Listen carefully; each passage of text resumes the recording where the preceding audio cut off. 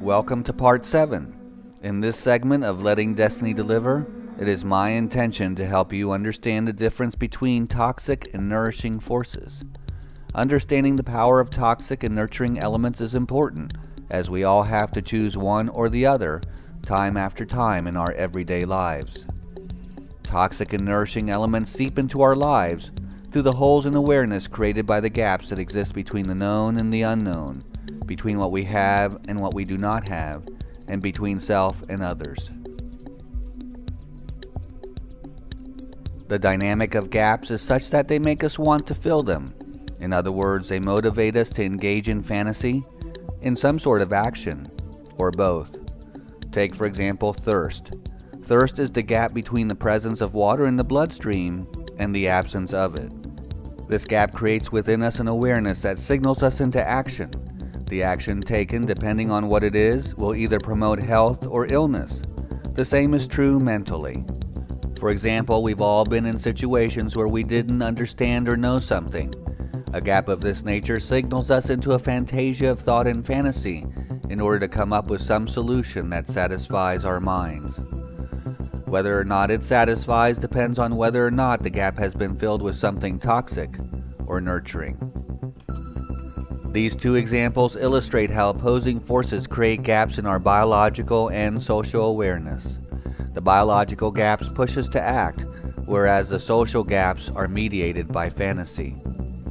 The biological and social sides of our nature produce a great number of opposing forces, such as the animal versus the social, the mind versus the body, and the instinctual versus the learned. This struggle between the social and biological sides of our nature is the force from which the issues of morality and of good and bad arise. To better equip you to meet this challenge, Part 7 will not only teach you the difference between the toxic and the nurturing, it will also teach you the difference between the biological and the social. Animal versus social, partial versus whole. Together they stand, divided they fall. Good and bad, what you have and what you had. Together they stand, divided they fall. Right and wrong, weak and strong. Together they stand, divided they fall. Everything makes a difference, nothing matters at all. Together they stand, divided they fall. Opposing forces, a stampede of wild horses. Opposing forces can take either of two courses. Opposing forces seek to integrate, not disintegrate. Opposing forces can create or destroy, as well as bring pain or joy. The opposing forces need to work together to lead to something better. The opposing forces need to work together in order to keep one from becoming bitter. The key to accomplishing this working together of opposing forces so that they fill the gaps in awareness in a nourishing way goes back again to having a balanced relationship between the conscious ego and the unconscious self. The two minds must work together if they are to effectively nourish and detoxify consciousness as it works to express the needs of the mind, body, and spirit. Here, more than any other place, the conscious ego as the fantasy police must understand, recognize, organize, and meet the social and biological needs of the mind, body, and spirit in a way that is nourishing to the unconscious self.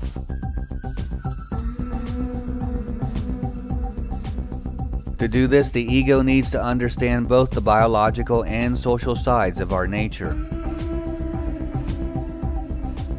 The ego needs to recognize and organize the fact that as biological beings we are animals with instincts, and as social beings we like to play roles in games.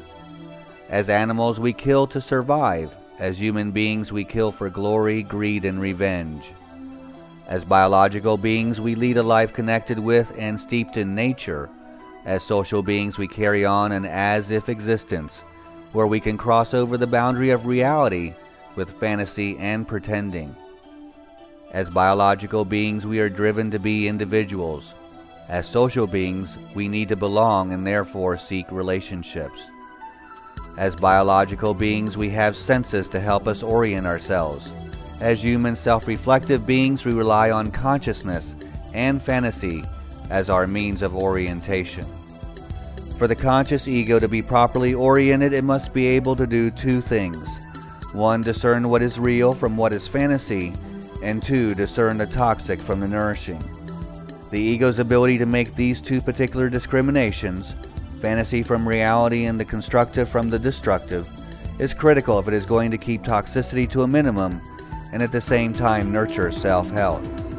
If the ego is not able to make these distinctions and properly orient itself to the social and biological sides of our nature, it will fail consciousness. Take, for example, the story of Dr. Jekyll and Mr. Hyde.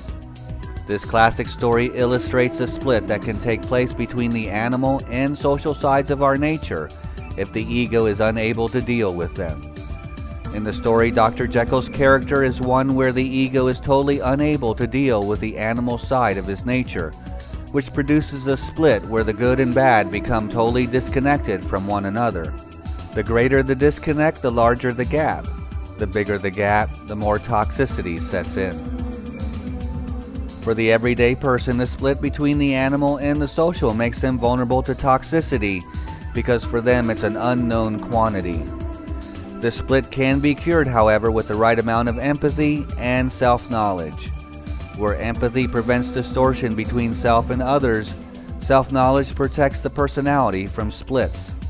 The ability to be empathic is perhaps the most potent tool against toxicity in relationships.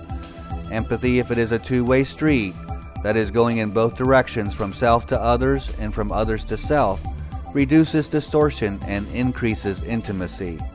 What makes empathy so powerful is its ability to fill the gaps between self and others with much needed pure understanding.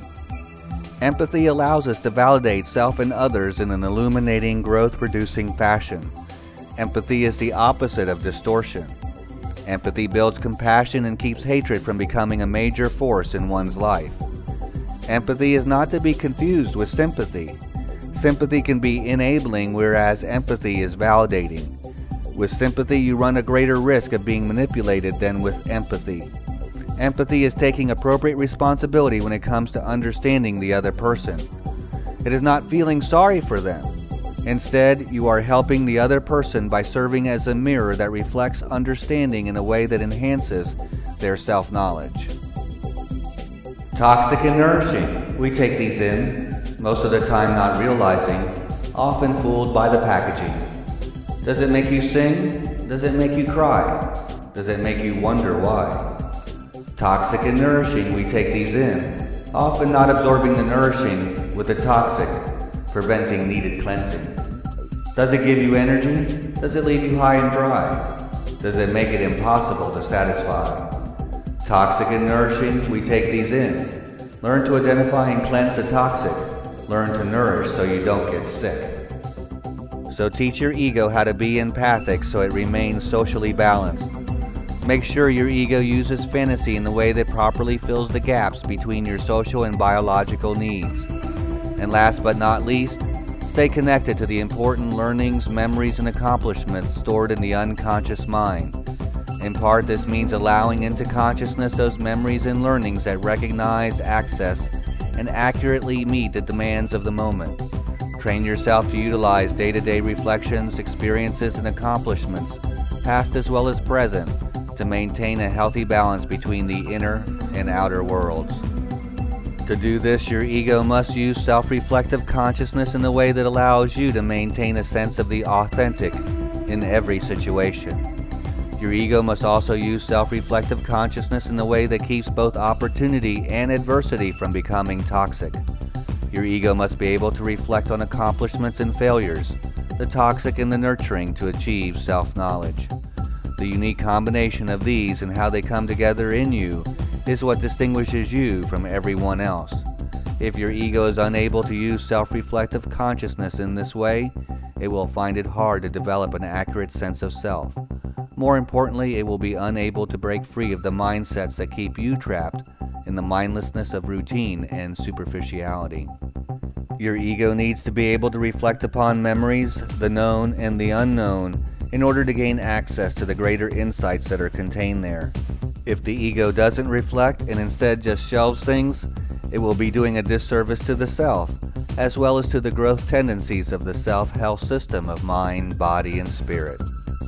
Know that you can use memories of past accomplishments not only to bring forth the good feelings they hold, but also to recognize that if you can do that, you can do anything. You can even use traumatic experiences by realizing that if you can live through that, you can live through anything. When traumatic experiences are properly organized by consciousness, they empower you to make that commitment to the self. The past contains both good and bad memories, and your ego needs to appreciate, recognize, and use them all.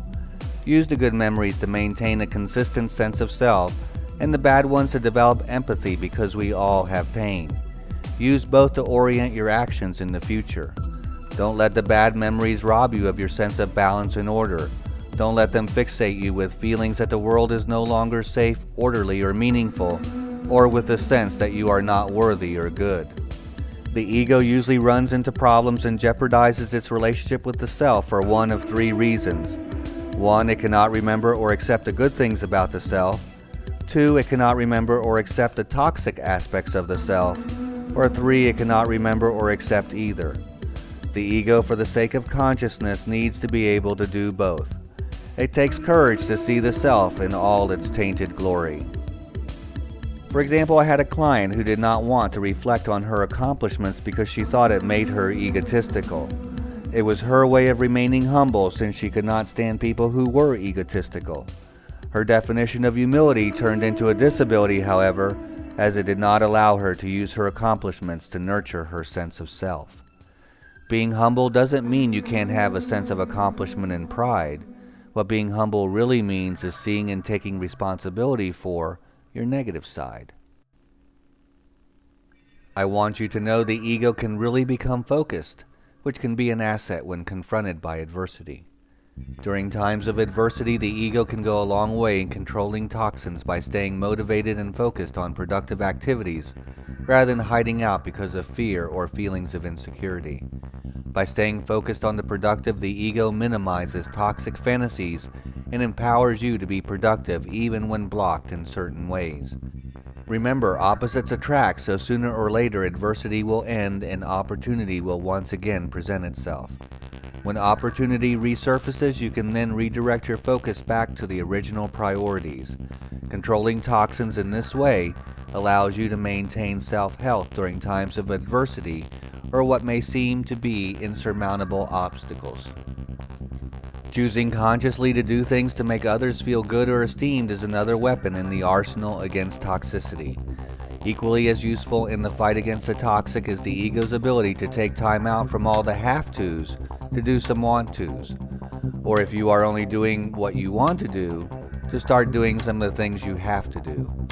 The ego's ability to absorb the nurturing and remove the toxic is vital, because just as our biological instincts push us to meet our biological needs, our social instincts drive us to be in relationships. And just as fulfilling our biological needs expose us to both toxic and nourishing elements, so do relationships.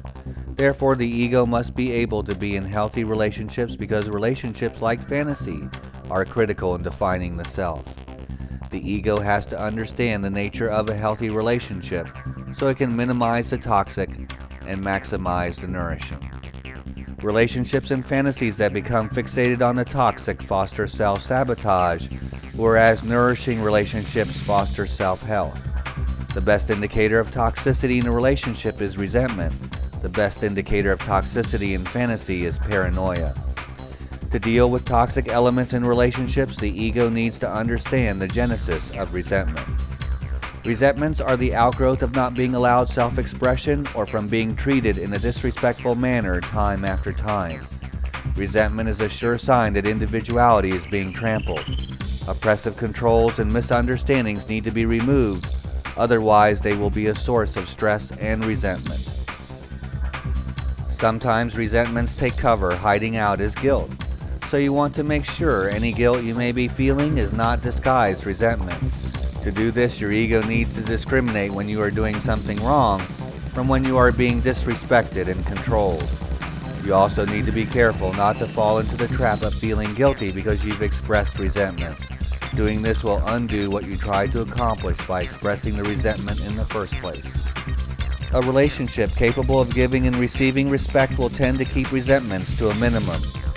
Giving and receiving respect not only nurtures the self, it also helps reduce toxins. Without respect, relationships are doomed. So if you find it difficult to respect another because they continue to disappoint or cause pain and suffering, then you need to take action. Anything that threatens your ability to express your essence as a mind, body, or spirit is toxic. A surprising source of toxicity in relationships is having more questions than answers. The same can be said for questions where you wouldn't know the answer even if you had it. Why questions can also be toxic if they make the gap between the known and the unknown greater. On the other hand, questions are powerful when it comes to evoking consciousness. So be smart when it comes to asking questions. Questions become toxic only when the answers or the lack of answers fail to fill the gaps in awareness as they should. Why questions about relationships are often toxic because rather than bringing about closure, keep you going round in circles. Unanswerable questions rather than leading to clarification produce never-ending loops.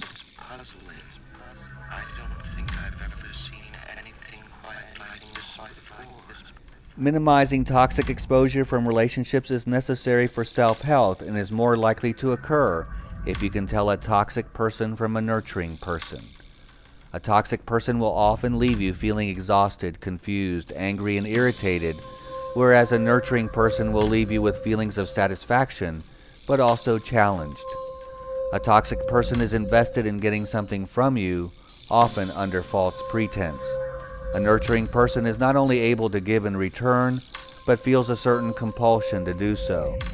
Nourishing people are in some way invested in your growth or in giving support. A toxic person feels better putting you down or causing you pain. Toxic people pretend. They lack true self-involvement. They fake emotions that are not there in order to manipulate. They lack confidence and overcompensate by being manipulative. They are inauthentic and can only relate by playing roles in games. Because relationships are necessary to meet our social needs, the fear of intimacy or the inability to achieve psychological or emotional intimacy is itself toxic. The fear of intimacy usually stems from toxic experiences such as abandonment, abuse, betrayal, rejection, or neglect. The opposite is also true. That is, a fear of intimacy can also stem from being overindulged and by being made to feel so special that you feel you do not need to follow the rules, that somehow you are exempt. Regardless of the cause, the fear of intimacy is toxic because it keeps relationships superficial. The fear of intimacy motivates some to avoid relationships, while others find substitutes such as isolation, working too much, abusing self or others, violence, drugs, alcohol, or overeating. Ultimately, the fear of intimacy stems from the fear of being hurt, rejected, or tied down. If you strive for self-health, you can more easily overcome these issues around intimacy. A well-informed ego is necessary to help the self avoid the toxic buildup in relationships that come from no-win situations, paradoxes, and self-fulfilling prophecies. The no-win situation, which is better known as a catch-22, occurs whenever you or someone else finds themselves in a damned if you do, damned if you don't situation. For example, thinking you can read someone's mind creates a no-win situation. Mind reading takes place whenever you think you know what the other person is really thinking, regardless of what they say. This is a no-win situation because if the person is telling the truth and you believe something else, it distorts the other person and gets in the way of mutual understanding. Even if you are right, you still lose because the other person is unable to honestly say what's on their mind and give you the benefit of that.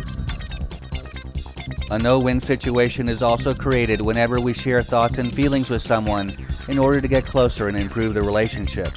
This becomes a no-win situation because rather than it bringing you closer together, you wind up regretting the fact that you said anything. So you are damned if you do and damned if you don't, because not sharing those feelings and thoughts leaves you feeling resentful or lonely. You can put someone in a no-win situation when you discount his or her efforts to please because you had to ask for it. For example, you may want flowers or more affection. However, when you get what you want, it does not seem sincere because you had to ask for it. Again, this is a lose-lose proposition because not only are you not letting them meet your needs, you are also sabotaging their effort to show you they've heard you. You are also not welcoming what you wanted in the first place.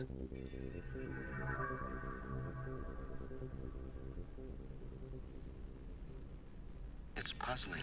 I don't think I've ever seen anything quite like this before. You also put someone into a no-win situation if you are more focused on what the person is doing wrong than what they are doing right, or by responding in a way that no matter what they do, fault is found. In this case, it might be an underlying problem where your conscious mind may be unwilling to face the fact that you may not really want to be with this person, or that you are harboring some strong resentment.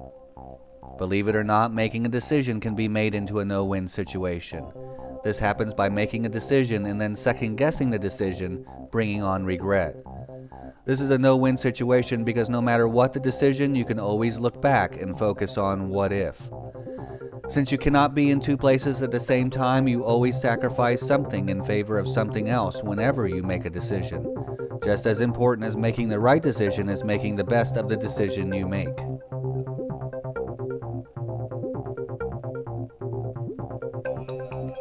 It is so very easy to put someone in a no-win situation. In the sitcom Friends, Ross was arguing with Phoebe that without a doubt man was a product of evolution. Phoebe tried to convince Ross that perhaps the theory of evolution was wrong. The argument went on for days until Phoebe finally got Ross to agree that there was at least a chance that the theory of evolution was wrong. When Ross was adamant about evolution being the only explanation, she would criticize him for being arrogant and rigid in his thinking. However, when he gave in to her argument, she told him she lost respect for him because before she could at least respect him for his convictions. It is so easy to put someone in a no-win situation.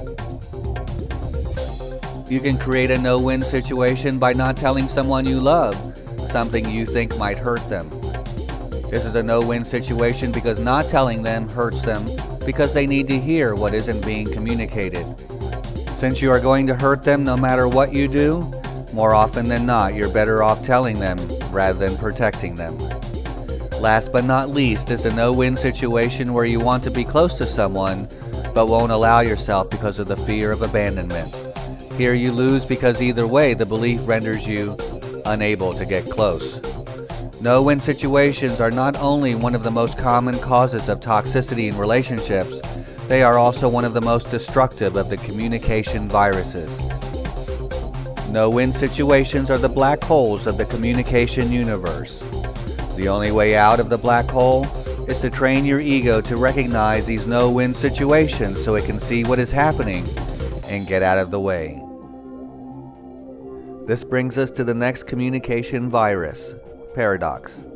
Paradox, another source of toxicity, occurs whenever we get the opposite of what we are trying for. This virus, like the no-win situation, is everywhere.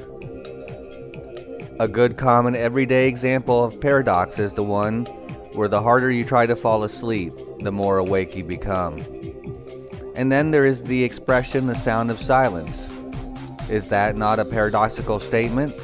Silence should not have a sound. Likewise, trying too hard is a paradox, because trying harder usually results in doing worse rather than better. Paradoxes are everywhere, including relationships. One of the most frequently encountered relationship paradoxes is the one where one person is very nice and giving because they want the other person to like them. But instead of that happening, the other person feels smothered or sees being nice as a weakness. The relationship paradox bug can bite you in so many ways. It can be as easy as being accused of being defensive when all you were trying to do is clarify what you were saying. Instead of being better understood, you are again misunderstood, only this time with the added bonus of being accused of being defensive. Then there is the all too common relationship paradox of helping someone because you want him or her to do better, as well as become independent.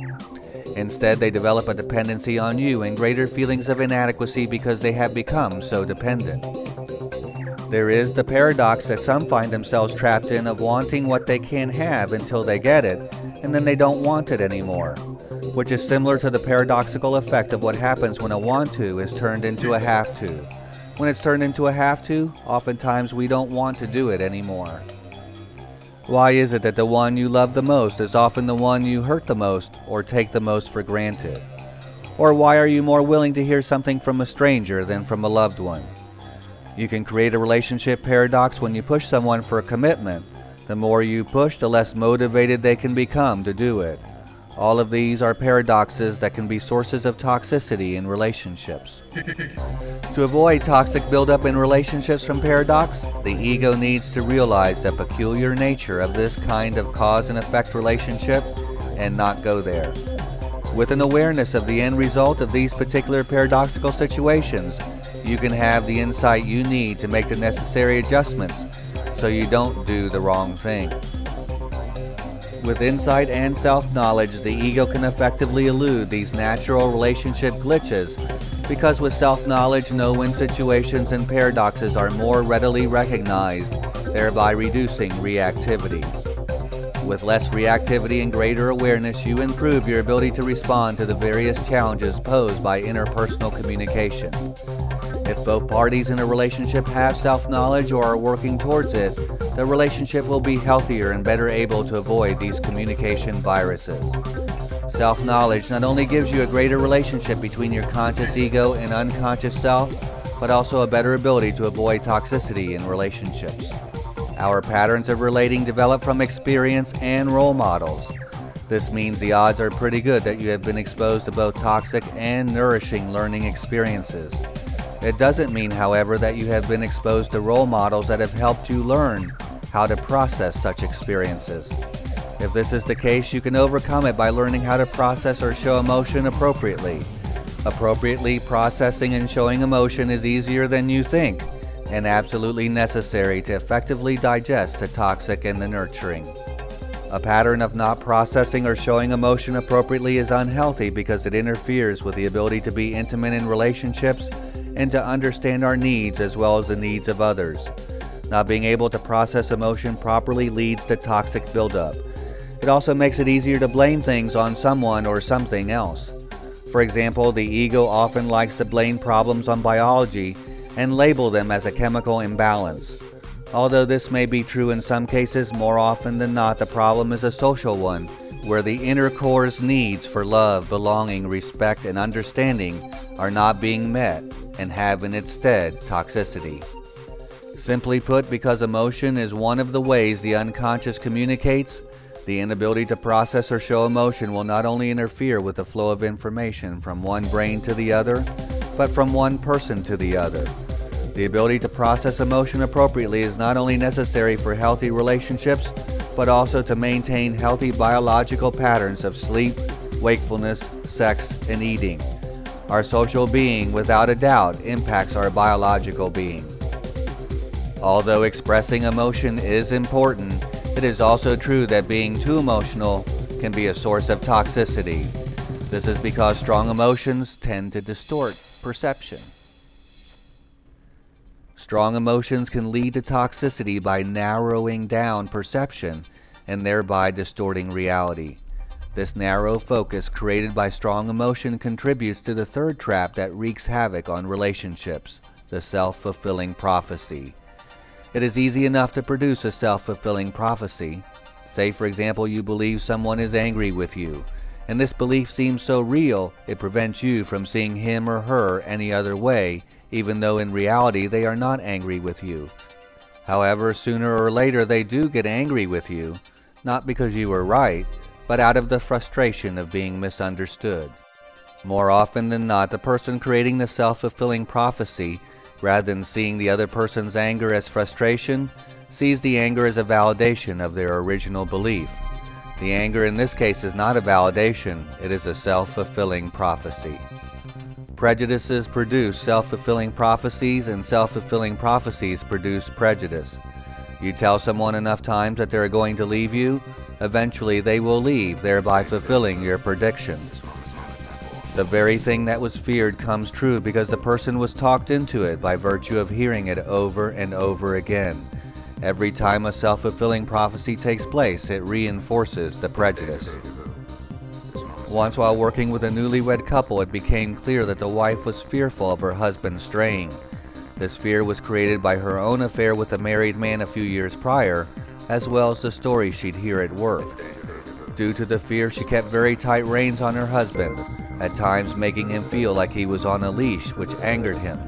This anger then became a source of distance in the relationship.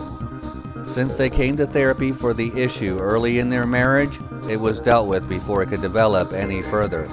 If they hadn't, there was a good chance that the very thing the wife feared would have come true. Not because she was right, but because of the way it produced distancing feelings in their relationship. Distance usually makes one vulnerable to getting their needs for closeness met elsewhere. Strong, problematic feelings that create self-fulfilling prophecies usually have their origins in the past, but continue to be acted out in the present. Problematic feelings come about as the result of an initial experience that very quickly gets embedded in the associative matrix of the mind. Once created, mindsets become the yardstick for understanding similar though different experiences in the present. What happens is that the mindset reemerges out of the unconscious by virtue of being triggered by something in the present. A self-fulfilling prophecy occurs because we become fixated on a particular belief. This fixation can easily lead to the creation of a self-fulfilling prophecy. What happens with a self-fulfilling prophecy is that the fixated belief or beliefs set up triggers and responses in each person, which leads to the fulfillment of the self-fulfilling prophecy. The moral of the story is to be mindful of the power of strong feelings or beliefs, because they can fixate your focus and greatly increase the likelihood of producing the very result you were hoping to avoid.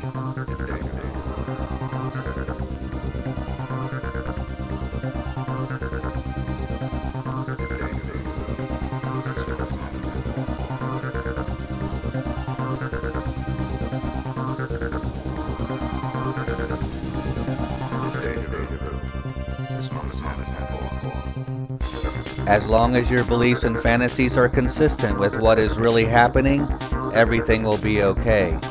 But if they begin to distort what is happening, toxicity will set in. As long as the door says push and you push, you can keep going. But if you push and the door says pull, your efforts will be hindered. This is why it is important to have self-knowledge, so you can distinguish the past from the present.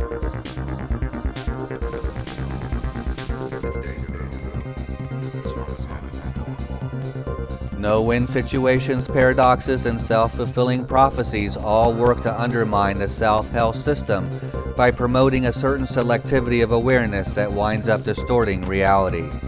This is why the ego needs to be properly organized around the self, because selective hearing and seeing handicaps not only relationships, but the ability of the fantasy zone to accurately interpret and understand the truth. Nowhere is the impact of rigid thinking felt more than in relationships. Since fantasy and human relationships are so powerful in defining who we are, it becomes essential to self-health that the toxic exposure due to the distorting and blocking effects of no-win situations, paradoxes, and self-fulfilling prophecy be kept to a minimum. That makes this part of the prescription essential.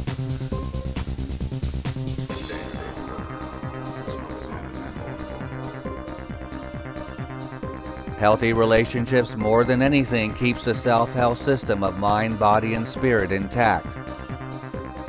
So do what you can to protect yourself and others from no-win situations, paradoxes, and negative self-fulfilling prophecies. You also need to do what you can to keep the ego working together with the self to promote a healthy fantasy zone. To do this, you need to fill the gaps between the known and the unknown, between what you have and what you don't, and between self and others in a manner that is nourishing and growth-producing to your biological and social instincts. To fill the gaps created by opposing forces in a way that minimizes the toxic to the mind, body, and spirit, your ego must engage in conscious self-reflection in hopes of gaining self-knowledge. With self-knowledge, you reduce the risk of producing splits and increase the chances of achieving your destiny. Inner space. the infinite frontier. This is a voyage of story and study fashioned for you. Its purpose, to reveal to you the universe of mind, body, and spirit, to boldly take you where no one has taken you before.